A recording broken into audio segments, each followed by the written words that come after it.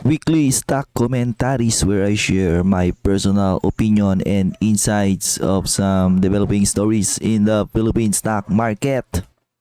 If you want exclusive investing related contents in the Philippine stock market, check the pinned comment. Meron din akong Facebook page, search nyo na lang yung aking The Retail Fund Manager PH. So number 1, first gen poison pill probe. Ito yung awayan ngayon ng mga Lopezes. May dalawang faction ngayon na nag-aaway diyan. I think yung isa kasi gusto niyang or ayaw niyang suportahan yung ABS-CBN na para sa akin dapat lang I think ABS-CBN is a dying business. Parang siya money sinkhole. Dami niyang losses year over year. So ngayon gusto nilang patalsikin yung management ng FGen. However, may tinanim siyang poison pill na pag napatalsik sila as the current management, may bebenta yung asset ng FGen or yung mga binibili ni Razon na asset, mapupunta kay Razon at a discounted na presyo. I think around 20% ata or more.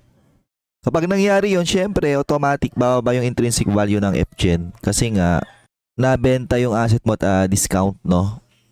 Syempre, pag bababa intrinsic value na ng buong company, syempre, yung mga gustong magpatalsik sa kanya, na yun. Di ba? Magdadalawang isip na yun.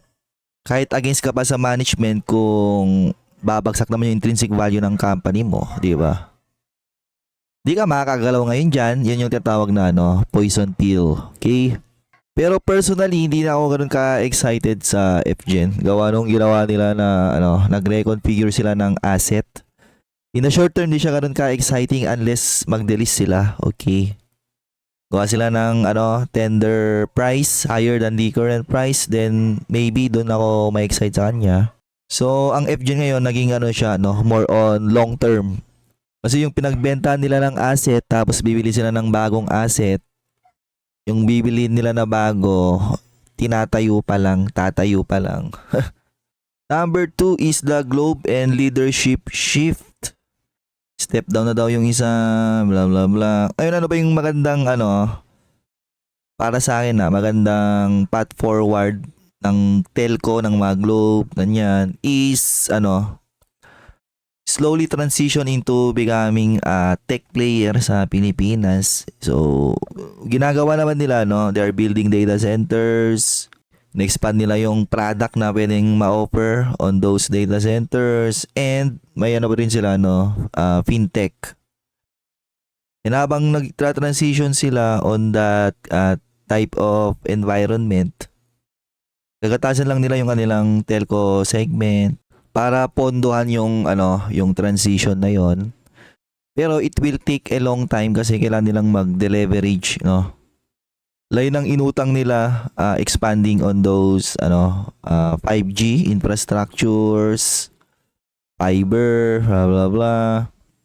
So recently babawas na rin naman sila ng capex. So we'll see kung in the coming years makapag-deleverage na yung mga telco na yan. Nasa ngayon nangyari kay Globe, doon pa rin. Okay, saktuan lang. Number 3, Alliance Global. Record 2025 result. The reason di pinapansin si Haji is because mababa yung kanyang dividend payout. So, press release pa lang ata. Ayun. While yes, gumagawa siya ng share buyback pero di siya ganun ka-aggressive, no?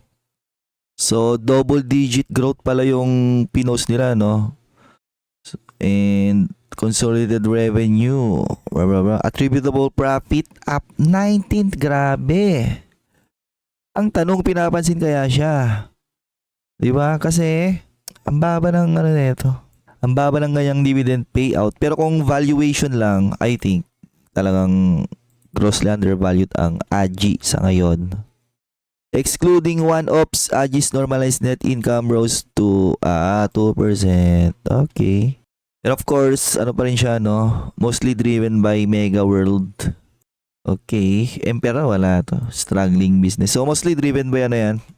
Mega World. Okay si Aji kapag kunyari very optimistic ang PSEI, no? Bull run ganon. Siguro doon siya papansinin yung kanyang pagiging undervalued. Number 4, BPI Disney collaboration. So nag-report si BPI recently, lower than 2%.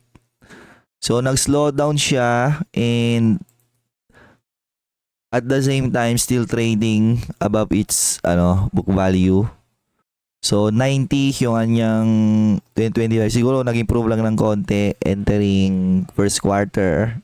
So palapit na siya ng palapit sa kanyang book value na yun yung sinabi ko early this year. Kung mag-slow down siya kasi kung hindi na siya nag-grow ng double digit, para saan pati trade mo siya at premium na price to book.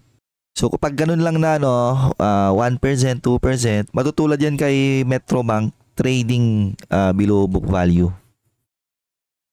Potentially, and baka pag nag-trade na siya below book value, mga 70, ganun, 80. Baka doon siya magandang tignan. Anyways, may collaboration daw sila with Disney.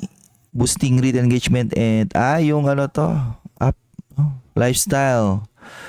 Catalyst. So, naghanap ngayon yung yung mga bangko ng other sources of income. Number 5, BPI lending tightens. Amid the ongoing Middle East conflict, BPI has reportedly tightened its lending parameter.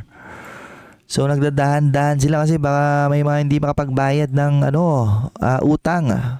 So kung nagta-tighten siya on lending, baka maapektuhan yung kanyang di ba? Second quarter report. Pag nag-report yan ng negative growth sa kanyang second quarter, I think automatic sa sell down to below its book value. Number 6, EV loan facility. The government has set up 2 billion loan facility. Ang tanong, di ba, may magbe-benefit ba rito na companies? Depende kung nagbebenta sila ng mga EVs. Nasa ngayon, di ako aware sa any companies out there na majority ng revenue is selling EV. Number 7, semiconductor capacity boost. On Semi, na I believe di naman to publicly listed company. Di nga na to Philippine company Philippine based. A major capacity expansion across its Luzon and Visayas sites. So technically makapag-provide siya ng additional job purchasing power na mag-flow sa economy ng Pilipinas. Number 8, Double Dragon Hotel 101 update. Fresh updates on its Hotel 101 global expansion.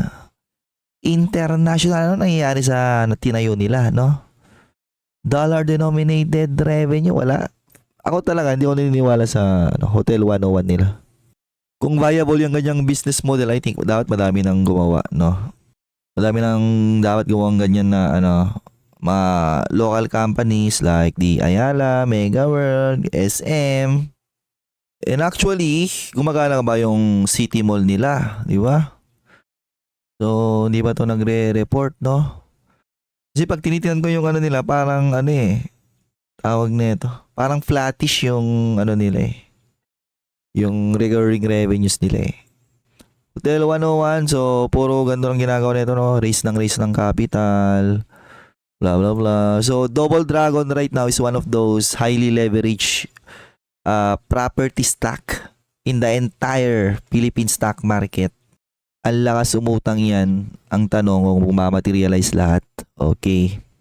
Number 9, Fitch rating affirmation. Ito ata yung dinowngrade or potential downgrade sa Philippine outlook. Ay hindi ba pala to, Credit rating citing strong economic. Wala nga Gusto kayong malapit na mag-report ng GDP figure ang Pilipinas. Kung lagapak yan, below 4%, yari, BBM nung gagawin natin. And matunog na naman ngayon yung politics sa Pilipinas. On one end, nandyan yung impeachment case against the Vice President, and on the other hand, nagkaroon or nagsalita si Romualdez. So, labo-labo yung Philippine politics ngayon sa Pilipinas. Bahala na kayo dyan. So, may hinang PSCI no? Sobrang hina niya ngayon. Ayan, no? Below 6,000. Nag-recover na yung US. Ang lakas na ng emerging ulit. International, total world, Asia. Pilipinas, wala talaga no? Because all of these noises na nangyayari yan sa Pilipinas, no? Puro politics pa rin talaga Biruin mo, no? Pabagsak yung GDP, andyan yung inflation ulit, paparating due to high crude oil, tapos puro politics. Banking asset hit 29 trillion. So, maganda pa rin to na news, no?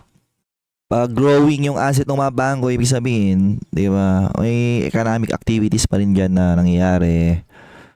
So, T-bond yield rise to 6.64%. So, paano yung mga dividends tax? Di sila ngayon attractive, no? Especially mga nag-yield below 6%. Lalo na yung mga rate, no? Kapag ang mga rate ngayon, di sila nag-yield ng 7%, baka hindi sila pansinin. So, A-rate, medyo recovering. RCR, recovering. So, recover na rin naman para sila. M-rate, na napapansin ko lately, dami niyang promotion. So, medyo binipitik. Number 12, oil supply. Adequate. Remains adequate despite global tension. Ang tanong, mahal nga siya Adequate nga siya pero mahal siya, no? Kapag ganyan na mahal, syempre affected pa rin yung yung madaming businesses. Kaya mayayari diyan mga airlines, no? Second quarter, yali mga airlines niyan Bumagsak yung crude oil, parang below 85. Ngayon, nagna 90 plus na naman. So, magulo pa rin. Number 13, PDIC insured deposits growth. Shit na to, puro walang stock story So, dumadami yung nagde-deposit. Diba? Ngayon, kapag pinark daw nila to sa stock market, yun na. Pero pag mga ganyan na daming noises, madaming takot, no? Babalikin sa stock market pag kunyari, puro good news na yung nababasa nila.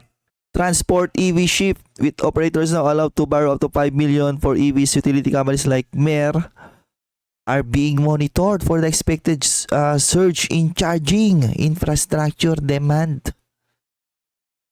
Kahit anong angulo, no, talagang nagbe-benefit lagi si Mer.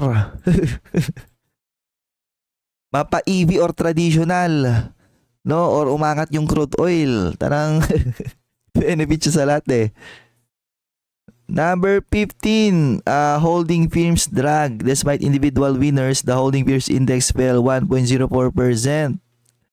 Main drag on PSCI.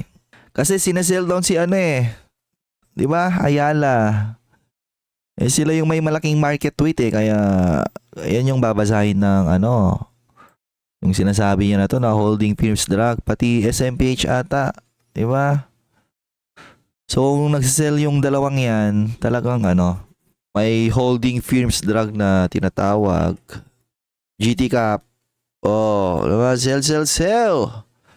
LTG lang ata yung kasi may dividends pa daw Ayun, so siya lang yung medyo buhay pa, okay? And I think ayun lang, so wala ganong stock stories recently, more on yung discuss niya. Economics, economic activity, economic related stories kasi yun yung issue ngayon ng Pilipinas, no?